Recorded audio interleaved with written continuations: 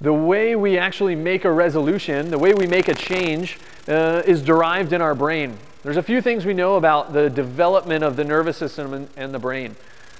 The reptilian brain started as we evolved from little one-celled creatures. As we derived up from those one-celled creatures, we started to develop what's called the nervous system. The nervous system is a monitoring system. It checks in to all the little parts and pieces of our body to make sure we're doing things correctly. So in human beings, we have a part of that that's called the brain stem and the spinal cord. This is the reptilian brain. Okay? The reptilian brain checks our heart rate. Right now, can you change your heart rate? Very, very challenging for people to do. Okay? Can you change your breathing rate? Yes, you can. Okay? Do you always pay attention to every breath? No. So we have some control there over parts. Can you change your blood pressure immediately? Can you change your blood sugar levels? Can you change whether you're tired or awake? Okay, we have some control there. You can see where it's a little bit gray. We have a little bit of control, but that's the reptilian brain. If we don't pay attention to it, that reptilian brain is working on regular intervals to keep everything running. It keeps our blood the correct level of acidity, it keeps our stomach the correct level of acidity, and it separates those two because they're not supposed to be the same. Okay, it keeps us, whether we're supposed to be waking up or whether we're supposed to be winding down. It determines whether we breathe or whether we stop breathing. It determines whether our heart pumps or it stops pumping. It determines whether that fight or flight system starts to kick in and we start to get a little bit of sweating or slows us down. It determines whether we store extra body fat in our system or we turn that energy instead into muscle, bone, ligament, and tendon. Okay? Evolving beyond that reptilian brain is the mammalian brain. That's our emotional center. This is where our memories are stored. So as a reptile, it's living in the moment. It doesn't care what happened in the future. It doesn't care what happened in the past or what might happen in the future. It doesn't care what happened in the past. It's living in the moment. Is it warm on this rock or is it cold? Okay, that's all it cares about. Is there food right there that I need to eat or is it not there? The mammalian brain gave us emotions, and those emotions helped us shift ourselves in one direction or another to be prepared for that. So am I hungry? Well, if I sit right here and I'm hungry, food may not come to me. And so I need to be inspired to start moving forward. And I might have an emotional response as motivation to get up and get moving.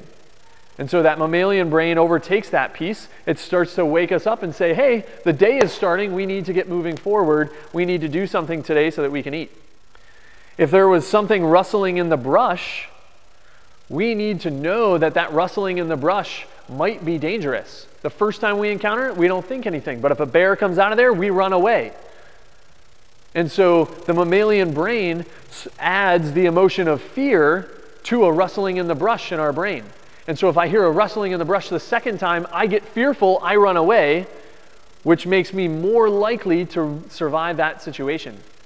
Now, as humans, as we evolve above that mammalian brain, now we can start to realize that rustling in the brush, that's just the little deer that I watched walk in there earlier.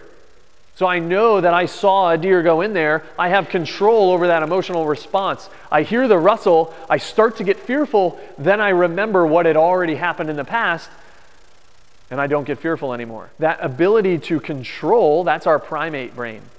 That's our ability to pay attention to the future or what might happen in the future based on what we saw happen in the past and not respond immediately to a conditioned response like a rustling in the brush being a bear. Okay? So we know that these things occur. Now, Angela started to realize that when she drank, she would fall asleep and then she would wake up. She realized that she would have trouble sleeping when she took in alcohol. That was a natural part of her habit. It had been there for a decade, she said, right? Trouble sleeping for over a decade. And so she was on that autopilot. So her emotional response when she would be tired at the end of the day was, I really need a bottle of wine to help me wind down. I really need a glass of wine to help me cool off for the night. And so her emotional response would go out and get that glass of wine, take it down, she would start to fall asleep, she would wake up a couple hours later and she'd have trouble sleeping that night. So her primate brain may have heard at some point, alcohol actually makes it tougher for you to sleep. You have no trouble falling asleep, but you have trouble staying asleep. You had heard that somewhere. You didn't just magically cut it out and now I'm sleeping and it's no big deal.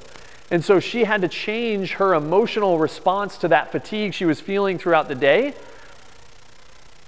She had to change that response. The changing of the response requires our prefrontal cortex. It requires a part of our brain that makes us humans. It makes us the ability to be here, separated from that cold air out there. It's what has allowed us to evolve above all the other creatures below us.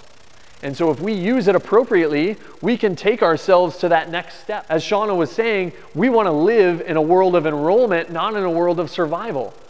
And so we've already survived our external. Now we need to start surviving our internal. And that's where the world of enrollment comes from. And that requires the use of our prefrontal cortex.